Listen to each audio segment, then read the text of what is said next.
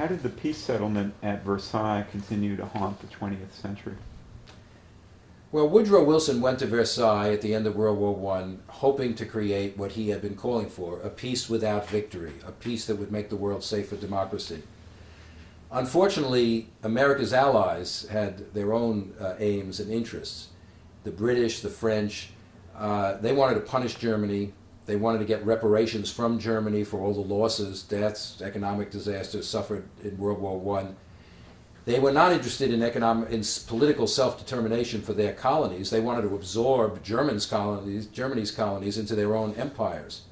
So Wilson is faced with a problem that he has certain ideals, but his allies don't want to go along with them. And so a vast negotiation and set of compromises takes place. The map of the world is redrawn. Wilson's idea of putting together different ethnic groups in their own countries in Eastern Europe comes into fruition. New countries like Austria, Hungary, Yugoslavia, Czechoslovakia are created. But none of those is really ethnically homogenous. The peoples of Eastern Europe are all mixed up with each other. And so later on, much later, we will see bitter battles in those regions between different ethnic groups, despite the careful drawing of political boundaries which Wilson oversaw.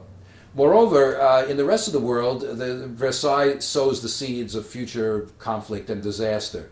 As I said, instead of giving independence to colonial people, India, African nations, Middle Eastern nations, they just redraw the map of empire and absorb the German colonies into the British and French empires. The disappointments of the nationalistic aspirations of these people will lead eventually to battles in the Middle East, the Vietnam War. All these are places that had been promised independence during World War I and then were betrayed. So the failures of Versailles haunts much of the rest of the 20th century.